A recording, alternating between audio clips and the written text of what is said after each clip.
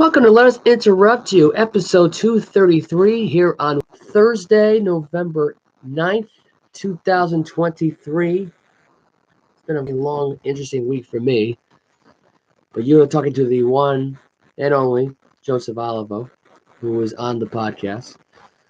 Want to get into some really good, interesting stuff that happened over the last not even 24 hours here.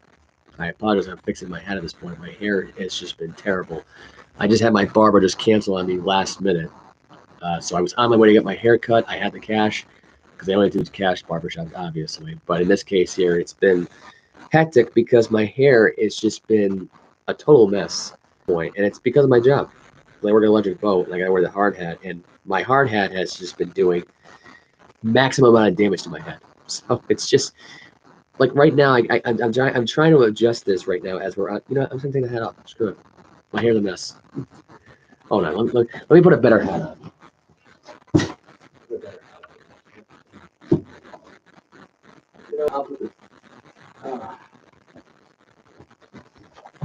There we go. So we got I got my Montreal Expos hat on. This was like a old hat.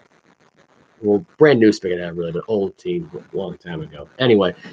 I want to open up the show today and talk about the Celtics and 76ers. They were on last night. Celtics dropped their second straight game.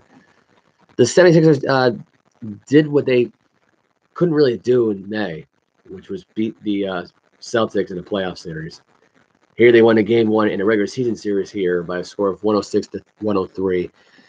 This game from start to finish here, I got to be honest here, it was kind of a battle here. The way it opened up, it really drove the point home. I mean, Philadelphia really was trying to control this game. Jaylen Brown trying to do too much here to start. Derek White was back in the game. He had a little bit of a rust. He missed a couple of games. Really, the point was that Philadelphia was not going to back down from this new regime of the Celtics at this point, post Marcus Smart.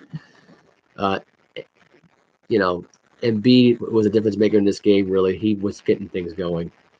True Holiday got himself going once again. Brown made a dunk. Tatum made a dunk. A lot of dunks over the game, really. They were allowing a lot of points in the paint.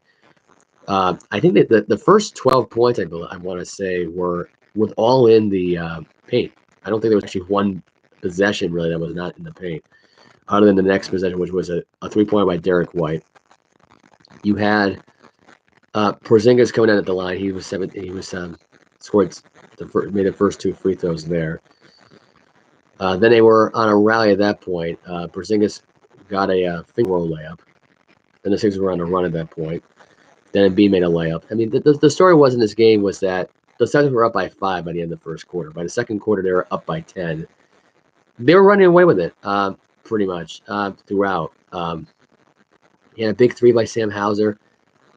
You had a dunk by Paul Reed. You got Hauser again with some jump shots. You got, just your typical stuff right now you've seen it in a good Celtics game. They play down to their opponents, though. They keep them in the game. That's what the story was throughout this game, really. Philadelphia took the lead at that point. Tyrese Maxey made a 3-point shot. Derek White got fouled. Then you got Porzingis making 2 free throws there while the White got fouled. Then Porzingis got fouled. Then Porzingis had a clutch free throw that he missed late in the second quarter. By that point, Sixers were up by 7. At the end of the half, it was 61-54. Third quarter, Holiday had a 3-point pull-up shot. Draw the lead down to 4. Then the Sixers got the lead right in free throws. Porzingis got a dunk. Then Embiid made a jump shot of his own at that point to retaliate and answer that call. Then Derek White had to answer for his own with a 3-point shot. A little later on, third quarter, Jason Tatum makes a 3-point shot. Al Horford with the assist there. Suns are down by 2. Then White made a 3-point shot after Embiid answered a pull-up jump shot. Then late fourth quarter, it comes around right now. I'm just going to get right into the fourth quarter here. Porzingis with a 2-point dunk there. Then Hauser with a cutting layup. Then Porzingis made a 3-point shot because we're down by 10. They were down a lot in this game. What really put this game away, I thought, honestly, was the Tyrese Maxey jump shot, the 2-point driving float bank shot. That really put the game away at that point. Because at that point, the Celtics had no answer there, even in the end there. And even with this 3-point shot by Tobias Harris at 3:45, there was two crucial shots that put that game away. And the Celtics they try to rally themselves back into it. Jaylen Brown made a step back jump shot there. Tatum had two layups there. Then Derek White got to the free throw line, but then Porzingis had a chance to make the three. He missed it. He came up short there. Celtics lose 106-103. Tatum had 16 points, 15 rebounds, 6 assists. Brown had 11 points, 2 rebounds, 2 assists. Not a good night for either guy. Combined 10 for 27 from field goal range. They were 4 for 13 from 3 combined. Porzingis had 29 points. He led in scoring everybody. He had 6 rebounds, 3 assists there. He was 10 for 19, 2 for 6 from 3, 7 for 8 from the free throw line. Derek White's returned 19 points, 4 rebounds, 5 assists. Really rusty when it really came down to it. I don't know what his story was, why he was out, but it kind of showed that he wasn't ready for this game at all. Drew Holiday had 12 points, 5 rebounds, 5 assists. He was 4 for 9 from field goal range, 2 for 3 from 3. Derek White was 3 from 11 from 3-point range. Porzingis, Brown, and Tatum were all at the 2 for 6, 2 for 7 range. For Philly, Tobias Harris had 17 points, 9 rebounds, 3 assists. Joel Embiid, after a 48-point night a couple nights ago, he had 27 with 10 rebounds and 4 assists. He was 10 for 20 shooting, 1 for 4 from 3, and 6 for 6 from the free throw line. Maxey had 25 points, 9 rebounds, 5 assists. That's really all you need to know, really. Kelly Oubre Jr. had 14 points. The Sixers right now, as far as I'm concerned, they're the kings of the East right now at this point. They have shown at this point now they can hang with the Boston Celtics. This was a real challenge, a very healthy lineup. They got to deal with adversity at this point right now. At this point, I mean, having 2 straight losses isn't really the way to do it. That second quarter, though, changed the whole momentum in that game. And even late in that fourth quarter, where it seemed like Boston was getting back into it, it was Philadelphia the whole way. There were some shots that put this game away at that point. And really, them having a bench. I mean, they have a better bench right now than you do. Batum had 5 points. Covington had 5 points. Paul Reed had 8 points. And Beverly had 2. Now, I can tell you right now that bench is a deep rotation bench. I'm sorry. It is the way it is. You got rid of James Harden, a distraction on that team. It works out in your advantage here with that. So I think realistically getting rid of the problem of that team was good for Philadelphia. It's what they needed. They haven't lost since the opening night game against the Bucks.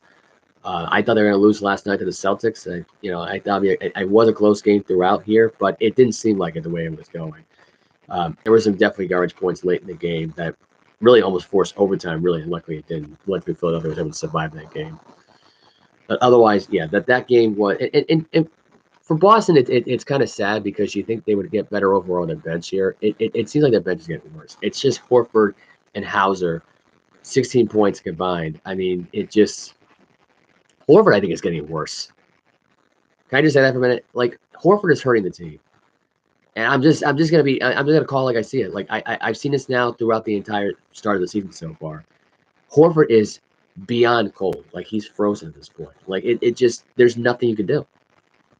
Like, Al Horford is getting worse every game. And I gotta say honestly at this point, and the way I look at it, if I'm Boston at this point at the trade deadline here, and I know this is just to appease Jason Tatum, but get rid of Al Horford. He's no good to your bench at all, and he's no good. He's really, honestly, at this point, every time he's been on the bench, he's declined. And honestly, at this point, I wouldn't mind seeing Jonathan Kuminga come here. Bringing your power forward in there, you get Kuminga in return here. He's a good power forward we can use off the bench anyway. Great bench player. I would say pull a package out with with Dallas, not with Dallas, I should say, but with I would say try something with Sacramento to get Sabonis in there as well. I mean, you can use Sabonis as your center, and you can use Kuminga as your power forward. I'd say try to get that at this point. Now, Sabonis is under contract, obviously, so it's not a realistic thing, but get something. Even if you get Robert Williams III in return, here's the way I look at it at this point. You got a depth player at bench. I'd say get Robert Williams back for Al Horford here, and you give up Hauser. You give up, in this case here, I would give up realistically J.D. Davis. What good does he give you? I mean, there's no realistic move here that works in your favor here. You got rid of Malcolm Brogdon, but with Robert Williams the third out at this point and Al Horford in there, I'd rather have Robert Williams the third less than 50% than what we're getting right now from Al Horford. I don't know what kind of I don't know where Al Horford from 2021, 2022, and 2023 went, but it's not a good look. I mean, it's pretty bad. It's pretty dreadful, actually. The Wizards beat the beat the Charlotte Hornets in Charlotte with a 132-116 rating. Kyle Kuzma had 33 points. LaMelo Ball had 4. This helped. The Kuzma that helped the Wizards get out from a 4-game losing streak. They were 2-1 at one point, and they are now 2-5. Actually, they were 1. They were actually 1-1 at one point. They were 1-5, and this is kind of the second win of the year. LaMelo Ball, so far here, I gotta say here at this point right now, it's not looking good for this kid's future in Charlotte. I just gotta be honest. I know he signed an extension there, but what a waste of time. 34 points. I mean, he could be on a much better team than this. He really could be. Here's another player. Here's another player I would want to have at this point if I'm the Celtics. Get Mark Williams. Mark Williams is a really good big here. I think you could use him. Al Horford's on the trend end of his career at this point. Mark Williams is just starting his career. I know he's a starter. I don't know how he would be good on the bench at this point, but 7-foot guy. On a rebuilding process of team, I don't see him sticking around much longer. But he had 14 points last night, 7 rebounds, no assists last night. Gordon Hayward, 18 points, 7 rebounds, 4 assists. Let me just put this in perspective for a minute. Gordon Hayward is on the fast track to retirement. There's no other way of looking at it. He's not going to go to Indiana now at this point, so that pipe dream goes out the window anyway. There's no realistic chance for him to go anywhere else because nobody else really wants him. And I got to say, realistically at this point, he's better off, honestly, and I want to say this with kindness in general here. He's better off with the Miami Heat. If we're going to look at this for what it is, it'd make Miami a lot better. You put Tyler Hero and LaMelo Ball together, you might get something. You might get something in Charlotte. But I don't think realistically it's going to happen. I mean, I just think it's too far gone now at this point. Like, he's too far deep into Charlotte, and he's too far gone for basketball. And it's almost like the Dwight Howard phase, really. I mean, his situation is a lot different now because he assaulted somebody, and he might be coming out of the closet pretty damn soon and cut from the NBA and never to be heard from again at this point, to the point where they might not even induct this guy in the NBA Hall of Fame. Or they might. Who the hell knows? But Hayward's in that same boat as far as being so far gone at this point. Like, he's just pure emotion now at this point. He's going through the motions. He's playing on a losing team that's not going to go anywhere. That's not going to really achieve anything anyway. And that's all there is to it. All right, this is not going to work either. My hair is just beyond. I guess this might just stick around here. I'm thinking about growing this out, but at the same time, I want to get a haircut. Like, this is just annoying. Anyway, so let's go to the next games here. The Knicks beat the Spurs 126-105 last night. Wembanyama had a terrible night in Madison Square Garden, but Brunson had a good night here, 25 points. From Wembanyama, 14 points, 9 rebounds, 2 assists. You think that's all good numbers, but look at the field goal percentage. 4 for 14 overall shooting, 0 for 4 from 3. He was 6 for 6 from the free throw line. That's the only positive in this whole thing. I wouldn't call that a rough night. I don't know why you're shooting 3 points though if you're Wembanyama, like you're 7'4". Go to the freaking paint. There are some guys that you are taller than, so there's no reason for you not to go to the paint here. Collins at 11 points, 7 rebounds, 3 assists, and Brahim at 14 points, 1 assist. Julius Randle, 23 points, 16 rebounds, 5 assists. He got outplayed by Randle. That's what it sounds like to me. He also got outplayed by RJ Barrett, Wembanyama. He had 24 points, 2 rebounds, 6 assists. Both guys combined to get to go for in this game here 16 for 36 in the game, and both of them combined to make 7 threes out of 15 attempts. They were 7 for 15 combined, scoring at a grand total of 47 points combined. So there you go. They carried the load here. Brunson had 25 points, 2 rebounds, 6 assists. That's your big three. I hate to say it, but that is your big three right now at this point. And if I'm the Knicks at this point, I'd be smiling about the idea of not getting James Harden on your team, because right now he is making the Clippers look bad. They lost last night in a 193 game. Reserve Lonnie Walker scored 21 points. sending the Clippers down to 3-5, I believe, at this point. Paul George had 24 points, 7 rebounds, 1 assist. Kawhi Leonard, 17 points, 6 rebounds, 2 assists. James Harden, 12 points, 8 rebounds, 5 assists, 4 for 9 shooting, 2 for 5 from 3. Paul George had a rough night. He kind of hurt this team last night. 7 for 20 shooting the ball, 2 for 10 from 3. It was not a good night for him.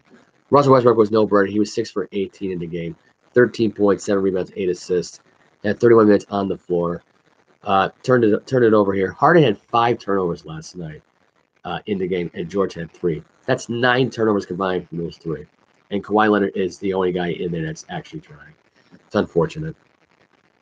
If I'm Kawhi Leonard, I'm asking for a trade on the LA Clippers at this point. I would actually, if I'm Kawhi at this point, like I know he likes being in LA, I know he likes being in his hometown, so it would never really happen. But if I'm really him, realistically, I'd leave. I would leave that team and not look back, because at this point now there's so many teams out there that could use him, so many.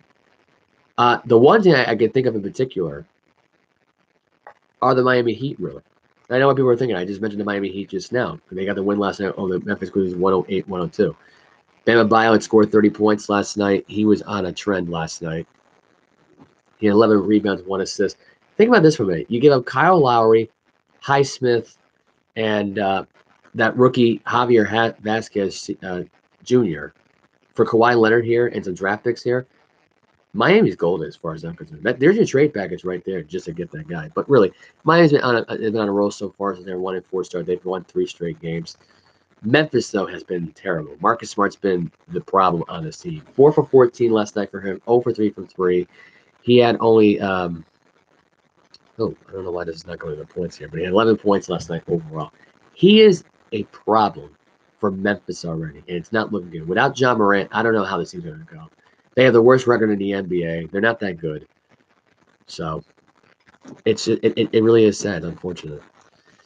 I'll give you the rest of the score right now pretty quickly right now. The Rockets beat the Lakers 128-94. They had the worst team in the first quarter, historically bad. They were held at one point midway in the quarter 17-7.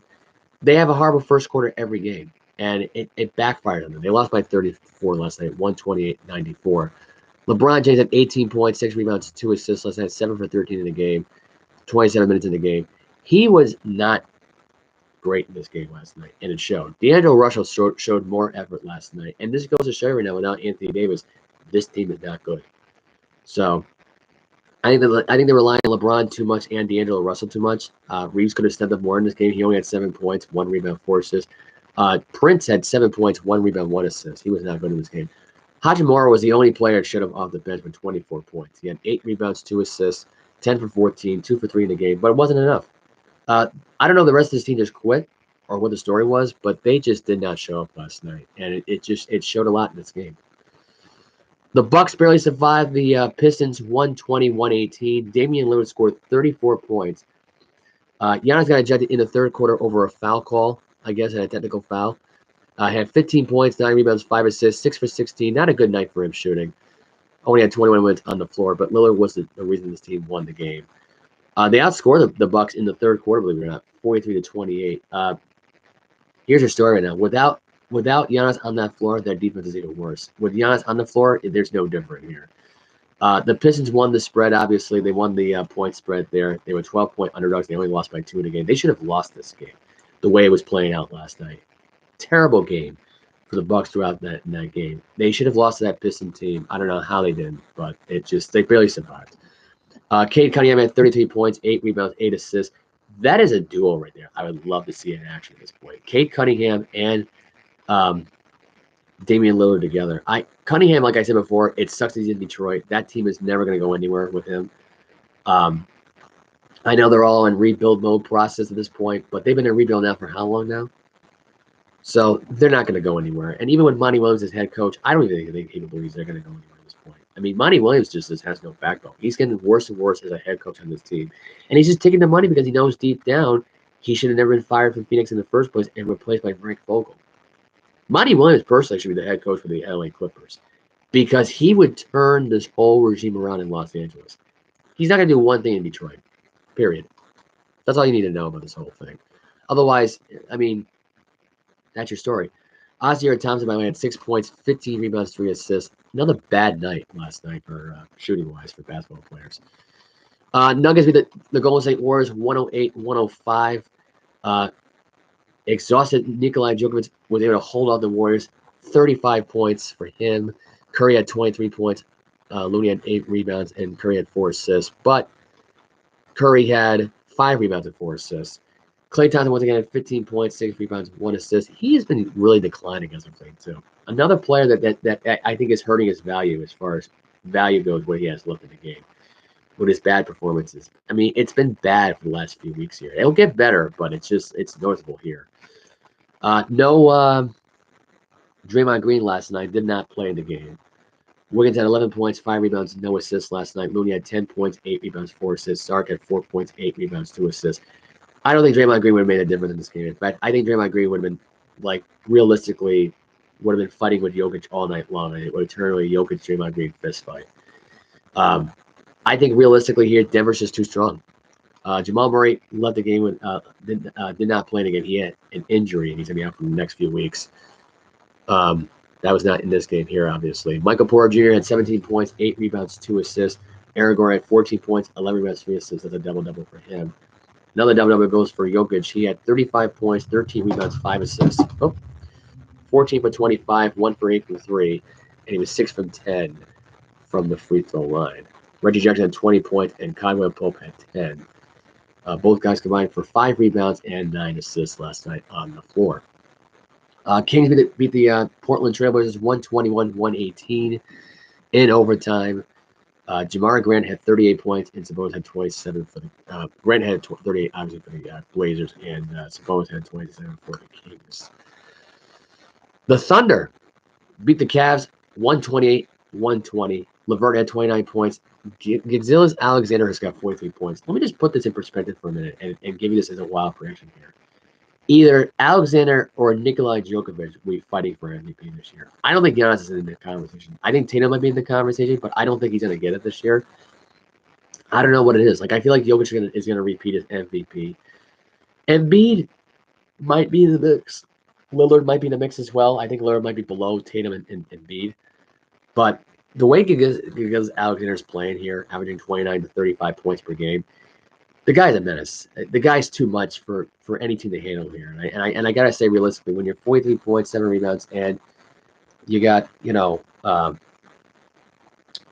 6 assists in this game, and you're 15 for 22 in this game, you're unbelievable. Had the free throw line 13 times last night. It was 12 for 13. Amazing stuff. The Cavaliers, Mitchell had 20 points, 5 rebounds, 5 assists. Struss had 12 points, 7 rebounds, 3 assists. Struss and Vincent, since leaving Miami, have been real disappointments. I must say, whatever those guys are doing, they're not putting their best foot forward, and it's starting to show. Allen and Mobley were on the court last night. Allen had 14 points, 6 rebounds, 1 assist, and Mobley had 22 points, 5 rebounds, and 1 assist.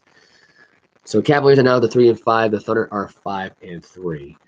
Raptors beat the Mavericks 127-116 last night. Raptors beat Doncic and the Mavs right now to finish a 2-game sweep in Texas. Siakam had 31 points and Doncic had 31 for the Mavs.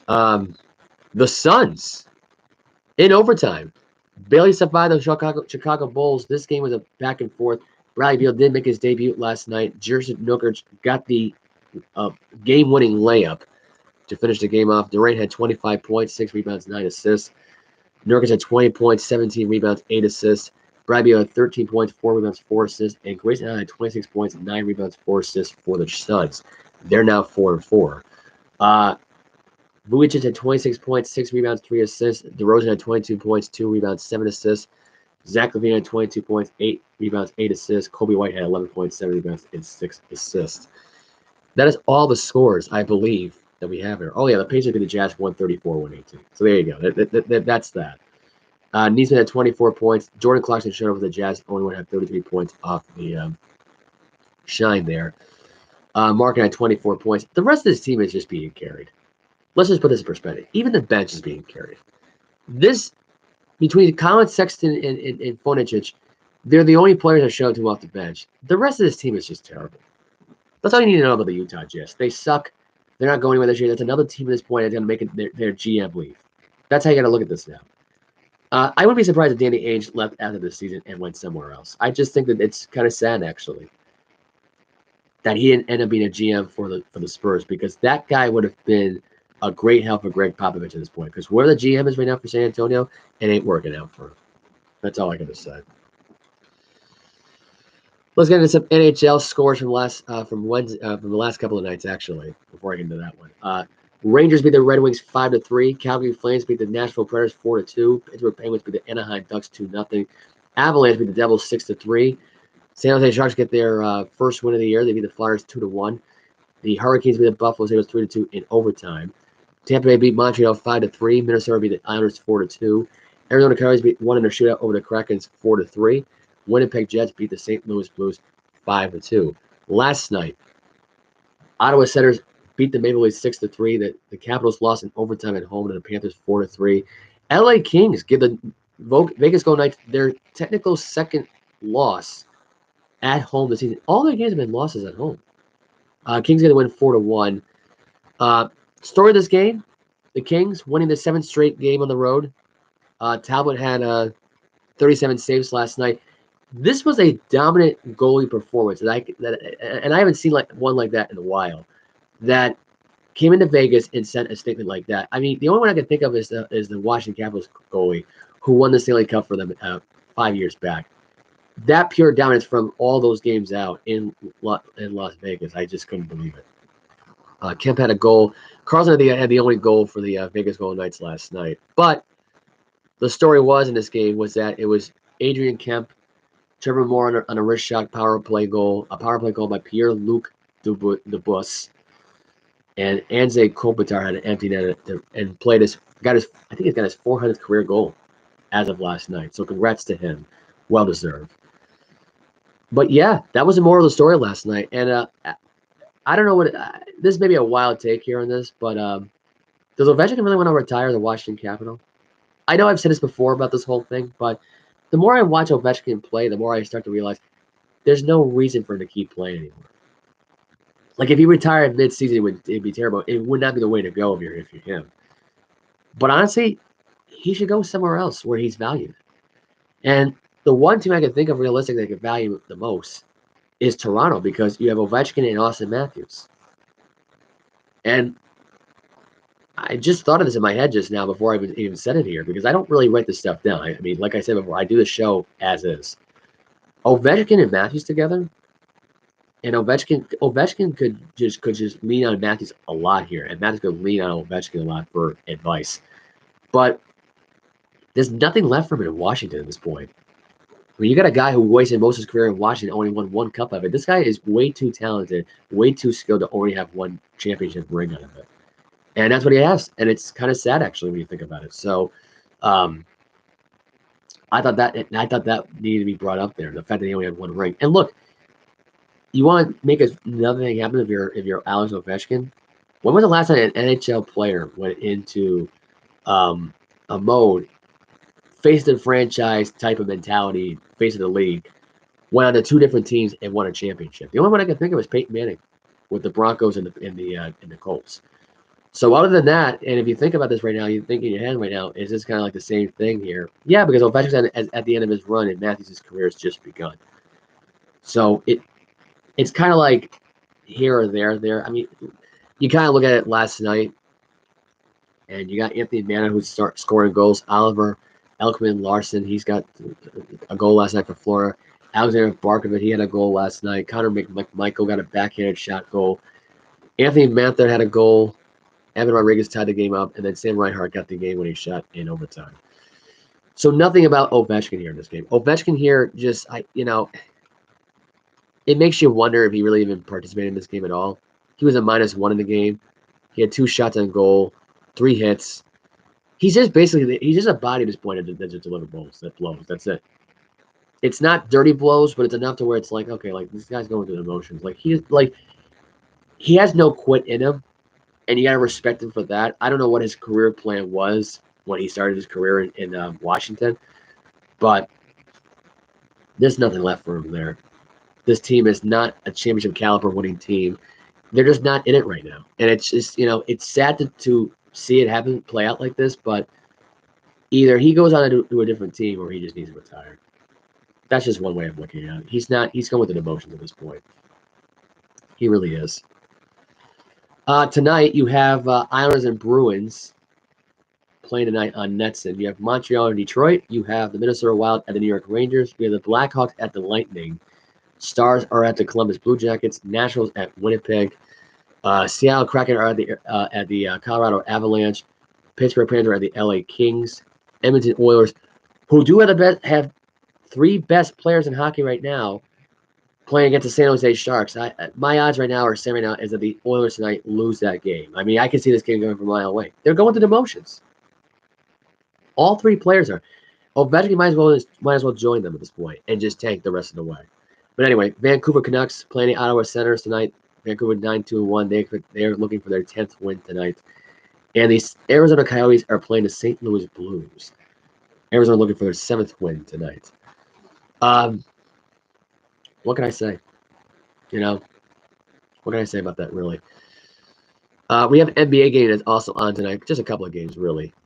We have the Bucks playing the Pacers, and we have the Atlanta Hawks taking on the Orlando Magic. That is coming on later on tonight. That's pretty much it, really, as far as that goes right now for any potential games here. We have some interesting news, to say the least here. Some interesting stuff that got on that I needed to bring up here. I guess my thing never made a. Huh, that's weird. I thought I took a picture of that thing. It's really weird. I don't know why I didn't make the lineup there. It's weird. My show format just disappeared, so that was kind of weird.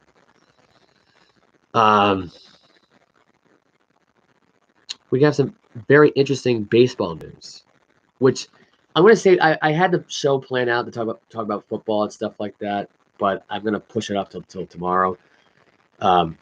We have Bears-Panthers on tonight. That's your Thursday night football game.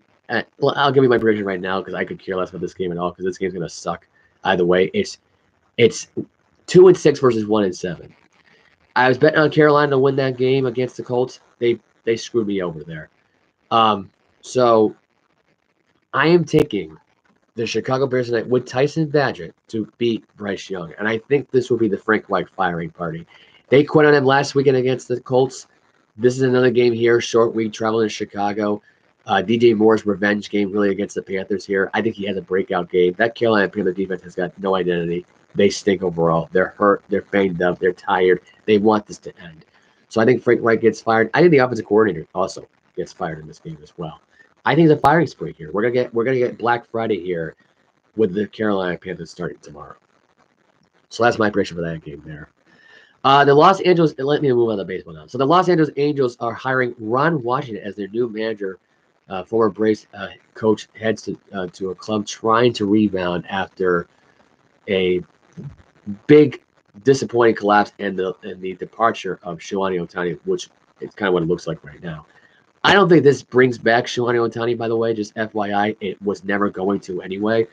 I think that's just ridiculous at this point now. Like, to me, like it's kind of stupid when you think about it, really, in a way. I'm not sure what else to say here other than that, but Shohei Ohtani at this point has left the Anaheim Angels organization at this point. Mike Trout is looking to get traded. That team is on rebuild mode. I don't know what the point of this hiring even was, why Ron would even take this job at this point. The team's going to keep losing. They're not built right now for a playoff run. And unless Trout decides to stick around and extend his contract and retire the Los Angeles Angels here and be the only one that carries this team going forward, which, by the way, you only had one postseason appearance since then, and you never won a game once. And that was back in 2014. That was 9 years ago. So I don't know what else to tell you there about that one, really, other than the fact now that Ron Washington is wasting his time. Honestly, what I would have done if I'm the Red Sox here is, really get rid of Alex Cora and hire Ron Washington. You talk about a team at this point that's looking to make some moves. They're looking to get Shohei Ohtani. They're looking to get JD Martinez back to come back. There's been rumors swirling around that. That's been going according to Boston Red Sox fan HQ on Facebook. They're looking to reunite Xander Bogart. He's looking to leave San Diego. He had a disaster season. He wants to end that contract and completely be done with that team. I think realistically, there was too many Eagles in there at that point in time. I didn't think of it like that. I didn't think Fernando Tatis Jr. had an Eagle, but apparently he does. I thought it was more of a child more than anything else. It was more of a cancer to that San Diego Padre franchise. But now you added that, that plague of a team and how bad they are and how much of a desperate relocation that San Diego Padres needed at this point. I don't think Xander Bogaerts wants to relocate here. I think he wants to come back home. And with Craig Breslow there now at this point, does he do what he wants to do? Or does he listen to John Henry and Sam Kennedy here and do the bare minimum here and be the next Giant Bloom and be like be part of that pink slip revolving door? That's the question at this point. And I think realistically at this point, that question has to be answered. I would love to bring back JD Martinez here. I would love to bring back Mookie Betts. I would love to bring back all three guys because they should have never left in the first place. The Red Sox totally botched that situation at this point. John Henry's been completely removed as far as decision-making goes at this point, and I think Sam Kennedy should be removed from the decision-making going forward here. I would say leave it up to Craig Breslow here. Like, at this point in time, just go through the motions here. I don't know why the Red Sox were trying to spend less here unless John Henry was losing money with that Liverpool stuff, which I think he did, and he doesn't want to admit it. He was probably losing money through the Pittsburgh Penguins because you brought a team that already has a hockey player that's past his prime at Sidney Crosby. He's just going through the motions too. It's just like Alex Ovechkin in Washington. So if you wanted to invest in that a long time ago, that's fine. You could have made more money at this point, and that way the Red Sox would be more powerful. I understand that. But you're not making any more ends meet here. You're not. Now, if you want to buy a football team at this point, like you want to go ahead and buy the Washington Commanders, that would have been a hell of a move at that point in time because look what they just did. They cleaned house. They got rid of Chase Young. He went to San Francisco. I'll get more on that tomorrow. You look at the fact right now that Montez Sweat just got traded to the Chicago Bears. He signed a 4-year, $98 million extension. See you later. Free money. You couldn't take it from this Washington Commanders team. Instead, you let Magic Johnson and Josh Harris, of all people, buy you out. You let a rival of Boston buy you out. It doesn't make any sense to me. And now you're going to bring in Craig Breslow to be the next Giant Bloom here and not make any moves here? I wouldn't do that. I would just kept Giant Bloom at that point if that was the case. But in this case here, if they don't spend or become sellers here and the owner doesn't do anything, then Craig Breslow's gone. That's how you got to look at this. He's going to be gone in 1 and 2 years. So I hope they make a move here. I hope it happens for them here. But at the same time, I don't believe in any scenario. I really don't. Sorry, I don't think it's going to be that much of a stretch here. It just wouldn't surprise me. So that's how I see things playing out here going forward. We just got some recent, which I wasn't even planning on playing this, but a report just got broken into right now, and that's breaking. It might as well be a breaking news. So here it is, breaking news. And this is according to CBS Sports and the Cincinnati Bengal website here that I got here on my phone. If it decides to load up here, T. Higgins ruled out for this Sunday against the Houston Texans. Jamar Chase planning to play. T. Higgins dealing with a hamstring injury. So T. Higgins out this Sunday. Jamar Chase planning to play in this game. That's not going to decipher for my picks. I will give you my picks on those games tomorrow. I'm gonna do college football picks tomorrow as well. There's really no sense of me going into these whole things now anyway. We have some more baseball rumors going around right now at this point. Phillies are opening the dealing outfielder. I'm trying to figure out who the name is at this point. Nick Costello's here in a trade. The Yankees are eyeing 2 Cardinals, and the Brewers are ready for a fire sale because Craig Counsell is no longer on the team. That's going to the hot stove right now on ESPN right now going forward with that. Bryce Harper planning to be the permanent first baseman for the Philadelphia Phillies. I think this guy was great at first base last year. I think he was tremendous. I think if he's your permanent first baseman going forward and not in the outfield right now, it may last his career even longer. And I got to say, realistically, it's not much for him to do, really. It's not a lot of grind on this whole thing. David Ross, by the way, was fired by the Chicago Cubs, by the way, after Craig Counsell was fired. He was thankful to the organization after his fire. So there you go. We got a report coming right now that Andre Iguodala has been named acting executive director of the NBA's player union. So congrats to former Finals 2015 MVP Andre Iguodala. So he deserves that job. I think that's an interesting choice, by the way, as well. By the way, another ambassador they can rely on here. Net fans chanted James Harden with the Daryl Morey chant all night in Brooklyn, and that was probably the reason why that Harden had a bad night. Not really good to hear that. To hear that whole thing. Cowboys Terrence Steele shaking off his cobwebs from the 2022 knee injury. Dak Prescott maintains confidence in this Sunday's matchup against the Giants because guess what? Tommy DeVito is going to be the starting QB. No Daniel Jones out with a torn ACL. So very easy win for the Dallas Cowboys, it seems like to me. Although they could just beat the Dallas Cowboys and blow this game too. Who the hell knows? Tyler Hero, I'm just getting this news now just now from him. The Heat guard says he'll miss it probably a couple weeks which is bad news for the offense. He's been dealing with a lingering injury of his own at this point. He's averaging 25.3 points per game, 5.6 rebounds, and 5 assists. And he's making 41% of his shots. Not good news at this point. Quinton Ewers, I'm just getting the word on this now at this point right now. I might as well just report this right now. I wasn't planning on getting to college football here today, but he is set to return from injury this Saturday versus TCU. Very surprising he's coming back this early from the injury here. I thought he was going to be out for the rest of the season here, but he come back. He is ready to go. So he is all pumped up, ready to go here. Now let's get the college men's basketball. We had some games on for the last. There was no games on at all in the. I'm going to review the top 20. I think I already reviewed the top 25, didn't I? Oh no, I didn't. I think all right. So Baylor got the win, 88-82 over Auburn. They now go to 1-0, and Creighton got the win over FMAU 1-54. That was on Tuesday night. Wednesday was the Florida Atlantic beating Loyola Chicago 75-62. As far as the Atlantic 10 goes, we had St. Louis beating LINMO 102-66. Let's go into the Big East. There was nothing on Wednesday at all. Not really a lot of basketball games on it. For Tuesday, you had Georgetown beating.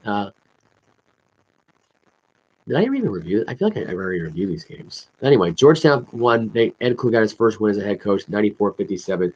St. John's beat Stony Brook 90-74. PFW beat DePaul 82-74. That was on Tuesday night. There was nothing on last night. Big Ten. There was nothing on last night. There was a couple of games on. Michigan beat North Carolina. Asheville 99-74. Indiana beat Florida Gulf Coast 69-63. Iowa beat North Dakota University 110-68. And Maryland beat the Mount St. Mary's 68-53.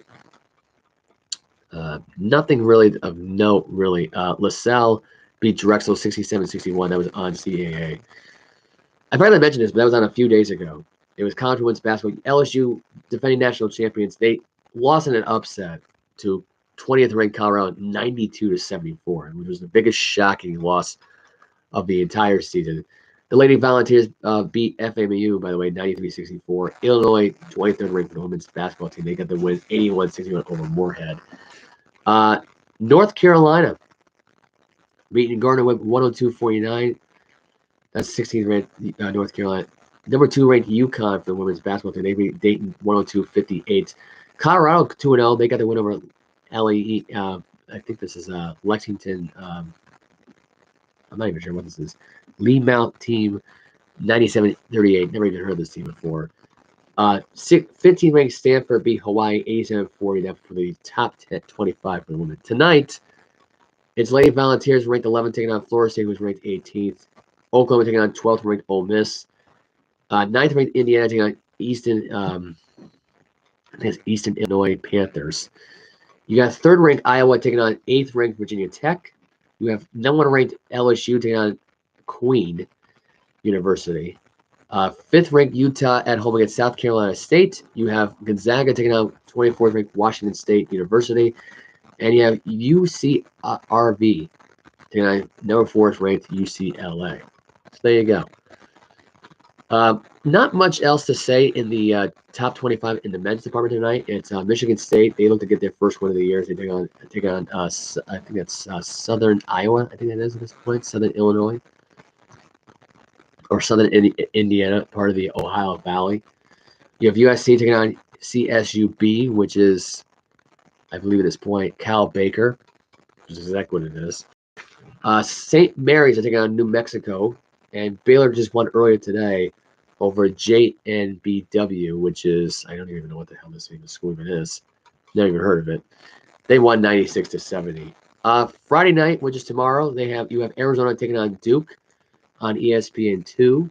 12th ranked Arizona traveling to Duke University. The Duke is ranked number 2. 15th ranked Texas A&M taking on Ohio State. Central Florida taking on 13th ranked Miami. Yale taking on 11th ranked Gonzaga.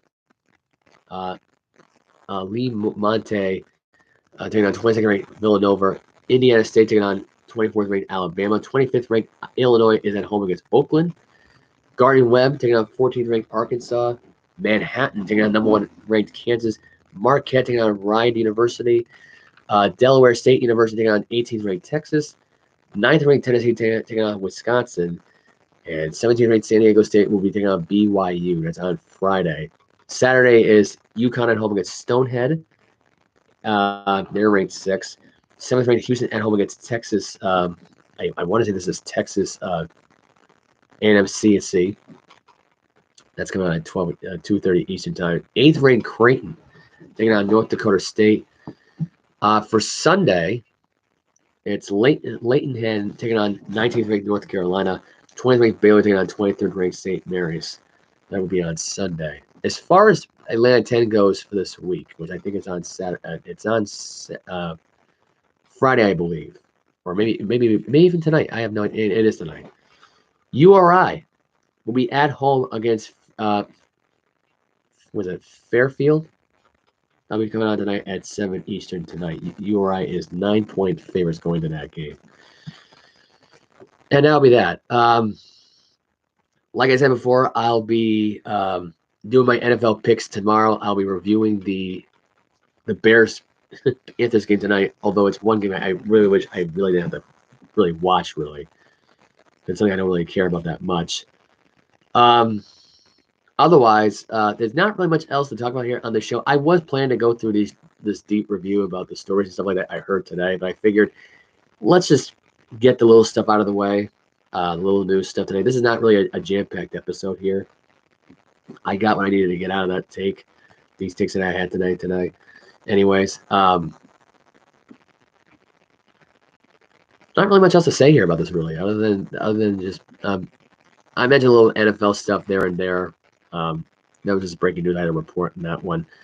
I'm gonna get more in the NFLPA boss. J.C. Turner was once fined. I think was finding a player for $50,000. I think it was something like that. I think it was a player. As a player, I think J.C. Turner says NFL fined a player for faking a concussion. So I'll get into that story tomorrow. I'll get into the story of the Chase Young, Ron Rivera beef, I guess, that's going on tomorrow. Bill Belichick story again tomorrow. My predictions on that game and where people are actually standing about this whole thing. People are actually believing that Bill Belichick might get fired as of this Sunday. And you know something at this point? The more I hear it, the more I might start believing it. But I don't think realistically it's going to happen. I don't think it is. I think starting Jerome Mayo at this point, like that would be a mistake. Not really a good career to start your career off at this point because those losses hurt you in the long haul here if you do end up coaching somewhere else. And to me, I don't know where Jerome Mayo even goes from here if he does end up taking over and losing all those games. I don't see much of anything. The Patriot way at this point is dead. The Bill Belichick method is dead. Everything about it is dead. So there's no point of getting into that one really. Otherwise, it just, I mean, realistically, I'll have more thoughts on that tomorrow as far as that coverage goes. Because I think realistically, look, whatever magic that Belichick had is gone. And it was gone when Tom Brady left for Tampa Bay. TB12 went on to become Tampa Bay 12 for Tampa Bay's newest face for Brady. Brady became the Tampa Bay Buck. That's how you gotta look at it. He went from a pat to a buck. So that's the way I look at it. Otherwise, I'll review. I'll have my college football predictions picked. I don't think there was any games on the other night. I don't believe, not to my knowledge, at least at this point. Don't think that was on as of this week. As far as I know, I don't think there's any games on this week that are really worth watching. There was a couple of games on Tuesday. Western Michigan beat Central Michigan 38-28. Ohio beat Buffalo 20-10. Ball State beat Northern Illinois 20-17. Wednesday, you had Bowling Green on playing Kent State. They beat Kent State 49-19. Miami, Ohio shut out Akron 19-0, and Toledo beat East Michigan 49-23. There are some football games on for Sunday. It's Akron taking on Texas Southern. And for Saturday, well, I'll give you the Saturday listings as of right now, and I'll have you those picks for you anyway. But for the top 25 at least. Tonight, you got Virginia at Louisville playing at 7:30. You have Alabama playing at Kentucky. That's on at noon. Very interesting matchup there. Obviously, I think Alabama will win that game, of course. Michigan's playing Penn State at 12 o'clock Eastern Time on Fox. You have Texas Tech at Kansas. 13th, and Kansas is 16th ranked, by the way. 13th ranked Tennessee is taking on 14th ranked Missouri. You have number 1 ranked Ohio State taking on Michigan State. 7th ranked Texas at TCU with a return of Quinton Ewers. Duke is at 24th ranked North Carolina. 6th ranked Oregon taking on USC. I meant to get into this one as well. I might as well just say this. So Caleb Williams was found crying on his mom's lap after what happened in that loss to Washington and how the defense coordinator got fired and all that. That's not why he was crying, obviously. He acted like he was humbled here. He wanted to go out, go home, watch some TV with his dog and stuff like that. Gave a really weird press conference answer. Just really weird vibe. And then he was found crying in his mom's lap. And the way I see it, I don't know. I heard his draft stock a little bit. I don't know. He'll still be number 1, I think, obviously, this year. Because he's already a Heisman Trophy winner, probably go for number 2 here. The chase for number 2 is more impressive than getting to number 2, I feel like, to me. Just of how hard he's been playing and all that. It is a raw emotion. He wears his emotions on his sleeves. And my take was that I thought it was kind of weird that this guy was crying. And it only took that game for him to cry. Not the fact that he lost by 20 by Notre Dame, but just that game alone against Washington. I just thought that was the breaking point for him. I don't know if I don't think he's broken per se, but that was hard to watch. That's all I got to say. That was my takeaway about the whole thing. Am I out on Caleb Williams as far as him becoming a New England Patriot? I would love to see it. I'm all in on it still, even despite all that, but it's not a realistic thing. 21st ranked Arizona taking on Colorado. I think at this point Colorado is just done. I think the primetime experience has completely worn this team out, and I think realistically Deion Sanders is hurting this team anyway, coaching wise anyway. The change with Pat Schumer as an offensive coordinator didn't really help either. In fact, I think that actually made the team worse. I don't know. That's just my take on that whole thing. Tulane's playing Tulsa. They're 23rd ranked Tulane. 25th ranked Kansas State's at home against Baylor. 4th ranked Florida State's at home against the Miami Hurricanes. 15th ranked Oklahoma State is taking on Central Florida. Rutgers are at 22nd ranked Iowa. Utah, 18th ranked Utah, is traveling to Washington. That's not looking good for Utah. Stanford's at Oregon State. Their Oregon State's ranked 12th. And you have LSU, 19th ranked at home against Florida. You have Ole Miss, 9th ranked Ole Miss traveling to number 2 ranked Georgia. You have 17th ranked Oklahoma at home against West Virginia. So that is your top 25 listing. URI, which by the way I'll be going to that game on Saturday, have their final home game. They debut their thing at 1 o'clock. They take on North Carolina A&T at 1. So I'll probably let out the cat out of the bag about all these games again. I already reviewed for tonight's game. We got Friday's hockey games on. I'll preview those tomorrow and Saturday and Sunday. And like I said before, I'll do the other games as well. But anyway, thank you all for watching the show again. I really do appreciate it. I'm sorry it was not a highly active show, even though the show did go for 55 minutes. But anyway, You can follow me on my social media. It's TikTok, Joe Alva Boston Sports 1996 on TikTok, Joe Alva Boston Sports at Instagram, Joseph Alva on Facebook, and J Alva 123 Sports or Sports Junkie on Snapchat. So I'm out. I'll see you all tomorrow. And I might get a haircut tomorrow, hopefully.